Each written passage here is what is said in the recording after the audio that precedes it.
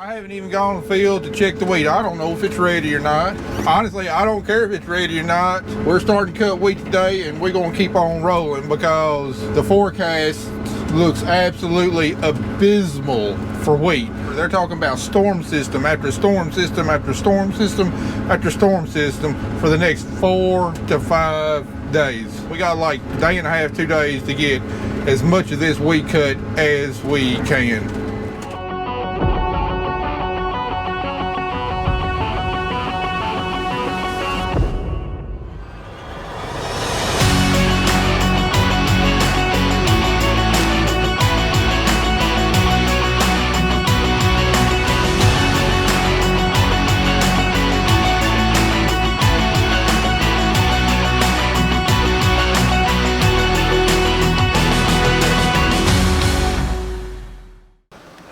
Well, I thought we was gonna get part of the day in, but nope. Got the planter over here and got it set, and come find out we had a pin broke on a load cell, so had to change that out. And looks like the rains have arrived early. I seem like every year just keeps on getting more and more frustrating. Oh, and hits keep on coming. Just found out my windshield wipers don't work. Brand new knob. Shit. And it broke. Okay, alright. How can we... Guess I'm gonna have to. Matt, you gotta go to the right. Go to the right. Guess I'm gonna have to ace and insure it out the window. Carter and Andy already got the header dropped and combine moved in. Hopefully it didn't get too wet, cause any weight on the machine, whenever it gets wet and starts sprouting, and then by the time we get done with harvest and get it cleaned up, it's got a root mass and almost impossible to clean off good. So definitely try and keep the combine dry. Mia, what do you think about the rain? I don't think she cares. All right, well, now it's just going to be a wait and see game of how long we're going to be out for. God bless, I wish we got like a half a day in and got more than just a load and a half of wheat in the bin. Just makes a man sick, you know? That's right, we are so caught up on everything now that we've resorted ourselves to mowing. I mean, we got rained out all day yesterday. About 11 o'clock this morning, we got another 1/4 inch downpour. And considering how freaking hot and humid it is, there will probably be more this afternoon.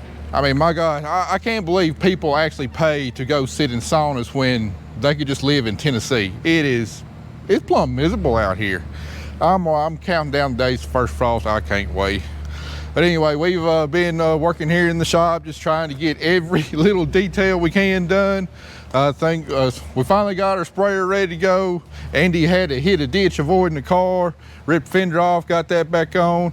There's a couple of hydraulic leaks that we have not been able to find. Finally able to find them. Rear strobe light wasn't working, so I done said it probably 15 times so far this year. Now, I think our sprayer's ready to go for the rest of the year, even though we're like halfway through. But we didn't get any beans planted yesterday, which is probably a blessing, because we would have had to spray them with Valor and Metribuzin and everything. But I have a feeling that before we get back in the wheat field, there's probably a good chance we're going to spray our cotton for thrips. And if we'd already had to spray beans, that means we'd have to do a complete full clean out of Valor in the sprayer, and that's a pretty labor intensive process there. So probably a good thing we didn't get any beans planted yesterday.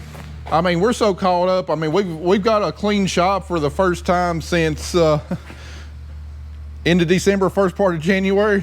During the chaos of the last 2 months, we do our best to keep things picked up and put away and everything, but it doesn't happen. But anyway, finally got our shop in workable order again. So tell you what, really don't have much else to do in between rain showers. I was wanting to give you a crop tour earlier, so why don't we go do a quick crop tour, see what the crops look like. And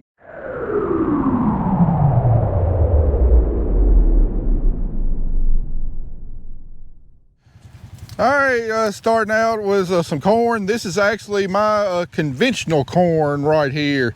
Believe this is a DeKalb 111-30, whereas across this ditch here that's my Beck's, and they both look about the same, but got a great green color. It's gotten taste of that nitrogen, and it is off to the races. Now my weed control, you can tell right here, we got some annual ryegrass, part of my cover crop mix, that did not get completely killed out. The chemical we were using, Revulin's got nicosulfuron in it. I believe it's got like a 4-hour rain fast, and this right here might have gotten like an hour on it before we got a pretty dang good rain, so probably didn't get all the chemical in the plant. But you can tell our fields are clean. No, we don't have anything coming up. I mean, the dual and the atrazine that we were using in addition to the Revulin, which has also got Callisto in there, I mean, it's keeping the fields clean, even if it didn't perfectly kill the annual ryegrass that was out here. Anyway, real happy with this, and you know, while the rain's not great for our wheat crop and wheat harvest, it is fantastic for the corn crop, because in years past, when we haven't gotten rain on our wheat, it's been hot and dry, and the corn has started to suffer. Well, you can tell, ain't no suffering going on in this field right now. It's this corn is happy, and got really good yield potential as long as we can keep the moisture to it. All right, give y'all a quick glimpse of my sweet corn right here. It's looking pretty dang good now. Right over here, we got a little bit of a thin stand or whatever, but I think there's going to be plenty of ears out here, and considering the spacing on them, how far apart the seed space, I expect some big old fat sweet ears out of this. So probably about between a month and a half we'll be picking some sweet corn out here. I also want to show y'all the scene of the crime right here. I think I mentioned the other day how the sprayer had burst 2 drive motors going to, you know, the wheels, and well, this is where Andy realized they was leaking. He turned around here in my in-law's driveway and made a beeline towards the shop. But that line of hydraulic oil going to be a friendly reminder of the trauma of replacing all of those hoses for a good long while.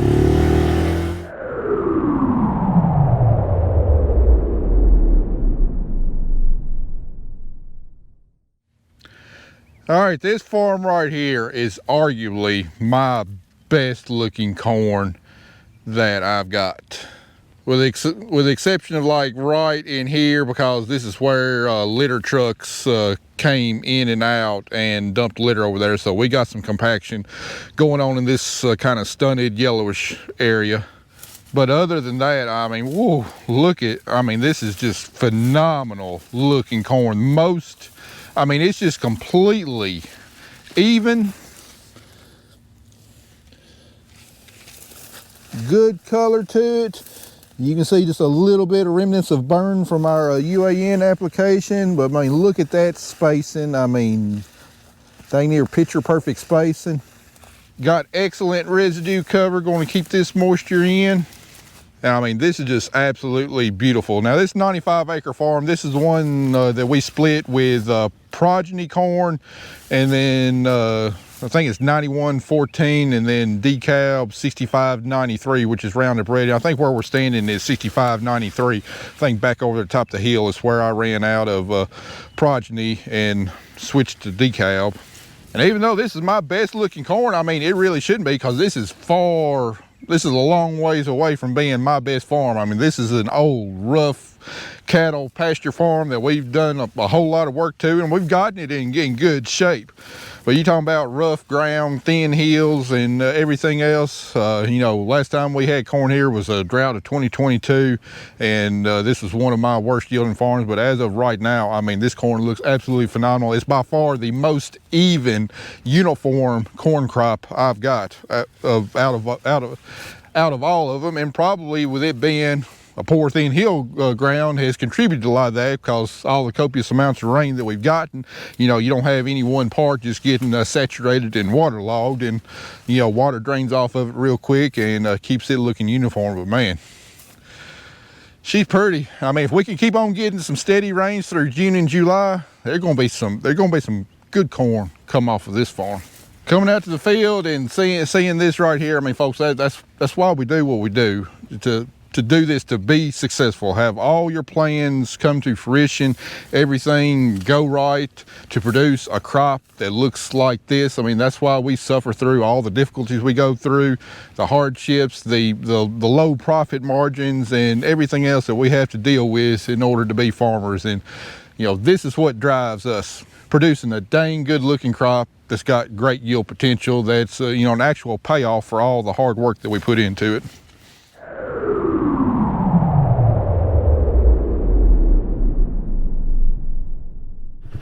All right, this right here is the very last planted corn we got. Of course, most of this is a nice uniform bottom, and this is decal 69.99. And I'm not going to throw any shade at it either. I mean, it looks really, really dang good. Not quite as uniform as we go up the hill here, but still really, really dang good. I'm pretty much tickled with my corn crop right now. It does have a few blemishes, just like any crop you're going to grow is going to have. But overall, we got a really, really strong corn crop as of right now.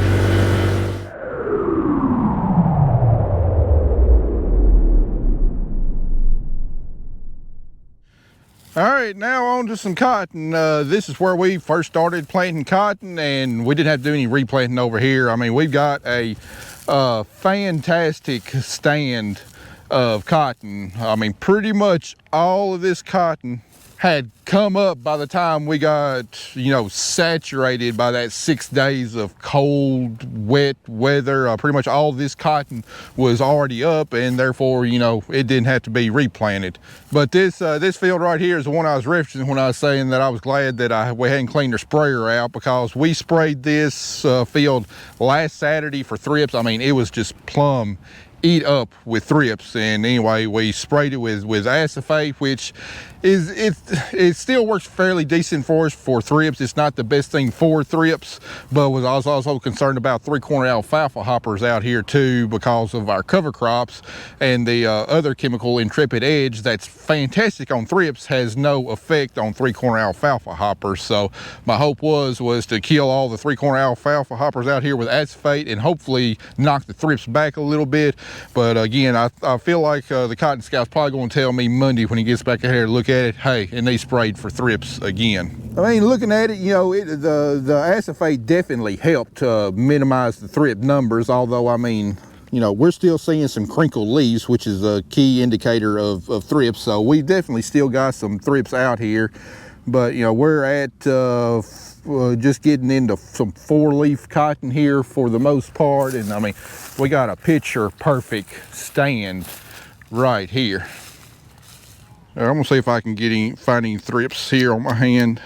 Y'all won't be able to see it on the camera because they're too tiny and I can't get up close enough and focus, but I'm not seeing anything moving right there. So even though I didn't find any on that one plant, I'm sure that they're out here, and I feel pretty confident we're probably going to have to spray for thrips on as soon as the Cotton Scout gets out here. But I'd say this right here, I mean, we got a perfect stand, planted, not planted early, but planted within reasonable amount of, you know, reasonably well into the cotton planting window. And I think there's excellent yield potential here. Still got a long ways to go though, but this is off to a pretty dang good start. All it needs is just plenty of that sunshine and hot sweltering weather. That's what it needs to really take off and grow. And now it's finally starting to get a taste of it, we're seeing the results down there on the ground.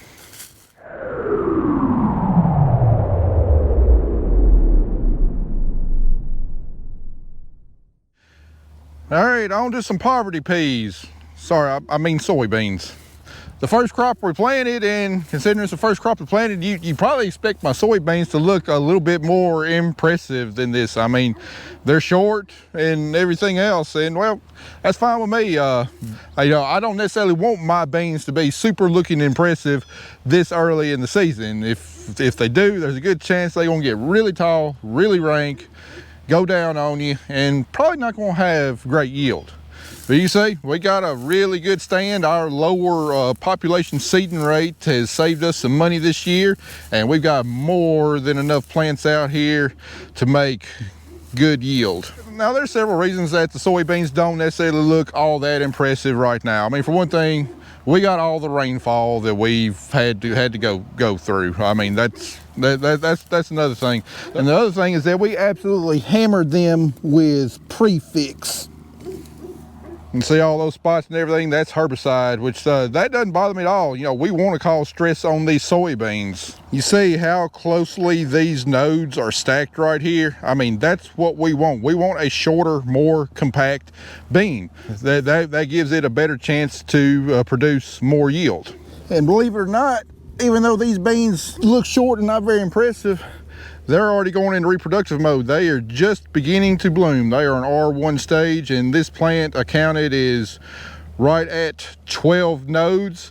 It will add about another 7 to 9 nodes on this plant before it's done. And what I mean node is the space. You see the space right here in between branches. You know, that's a node, that's a node, that's a node. So it will continue to grow taller. But I don't expect these to be big, tall soybeans. I expect them to be short, bushy beans, which is exactly where I want them. They just mature out easier. They're easier to harvest. They're focusing more of their energy on reproduction rather than vegetative growth. And right now, with them going into R1, already starting a reproductive mode, and we're somewhere around 2 weeks before the longest day of the year. That is absolutely perfect for maximizing yield. Now there's so many things we cannot predict in farming, but there is one constant, one thing we know for sure. The most available potential sunlight will be available on June 21st. So if you can have your crops in reproductive mode by then, they got advantage of the longest day of the year, the most potential sunlight. And sunlight, regardless of what else you might think, sunlight is the #1 driver on yield on any single crop.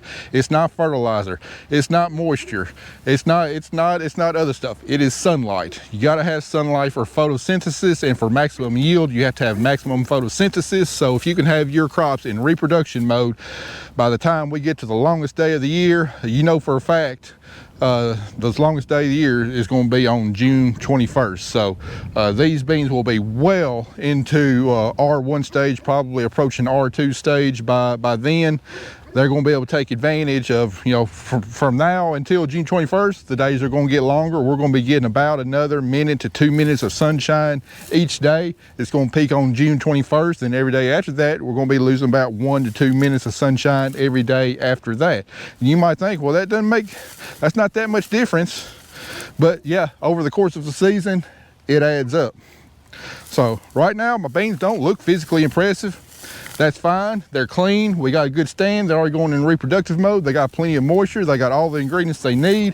And we still got maximum yield potential out here to make a dang good bean crop. But just like the rest of my other crops, still a long ways to go.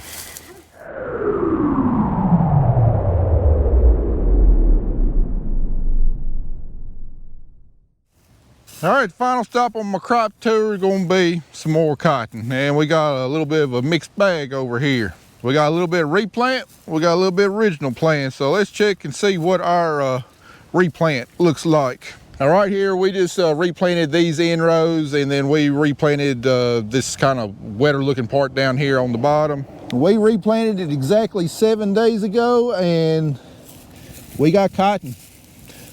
We have a successful stand, and you see, we still got a little bit trying to come up, so we don't have a complete 100% stand yet, but we should here real soon.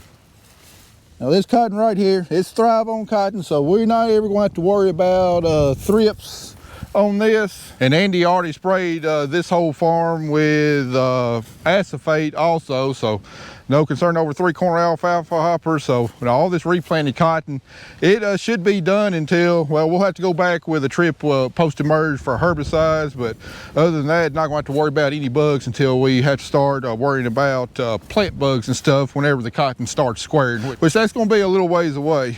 So let's get on out of this replanted cotton right here, go on up the hill and see what our original planted cotton looks like. All right, we're getting close to the end right where I picked the planter up, and all right, there we go. Now we're in original planted cotton. And this cotton, while we got a stand, you know, I was talking about during my replanting, worried about sickly plants, low vigor, you know, just not going to ever be healthy the rest of the year. And this seedling right here is, I mean, it doesn't look very good. You see those purple cotyledons, but we got one good looking true leaf right here that looks pretty good. So maybe this cotton will recover. Its neighbor right here, though, I mean, it's probably going to be a runt its whole life. And then going up here to this next neighbor, I mean, that looks pretty good.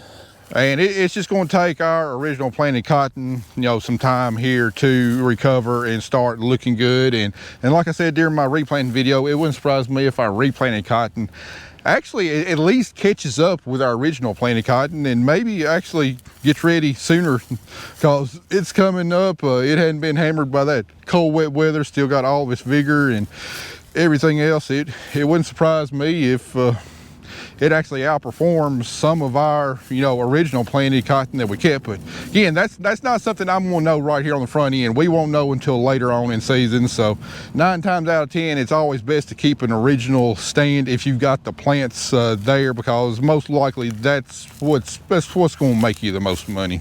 But overall, you know, cotton is traditionally an ugly looking crop when it's first getting started. I mean, it's nothing impressive to it at all. And right now it's going to sit like that for a good long while. It's going to put on a new leaf here and there, but it's really not going to get up and growing, because right now it's focusing on getting its root system established. And you know, every year it just seems like cotton, just once it comes up, it just kind of sits there for like 3 weeks, and then finally, you know, it'll get its root system up under it, and it'll take off, and it'll start growing, and it'll start progressing a whole lot quicker. And that's what's going to happen right here. But I'm glad I kept this. We got the plants here right now. It's you know, 2 to 3 leaves ahead of my replanted cotton. So as long as it still got its vigor in it, you know, it could come on up and do pretty dang good. Time will tell, though. Just like with other crops, still got a long ways to go. Well, anyway, guys, I think I got plenty of material for to complete this video, so I'll go ahead and end it now. Hopefully our next video won't be too far away, but we got to survive tomorrow and Sunday. That's going to be the worst predicted days for us, with wave after wave after wave of storms coming through. So hopefully we miss a lot of it, or hopefully at least my wheat fields miss a lot part of it. And then, you know, once it moves out, you know, it won't take very much time of hot sunny weather like this. That wheat will dry out and be ready to go. We'll be back in the wheat field getting that wheat out. Just hope the quality is still going to be there. Also, guys, don't forget, if you like to support us and support our channel, be sure to hit that like button. If you like our content, really appreciate it if you subscribe too. All that stuff really helps us behind the scenes on the, you know, analytical side of YouTube. And also, don't forget, if you like some of the gear we got, our hats, shirts, coffee mugs, license plates, whatnot, be sure to go to www.farmmerchbin.com. Get you some Griggs Farms gear. Really appreciate the support. So anyway, guys, I'm gonna close out here. Appreciate y'all watching. See you in the next one.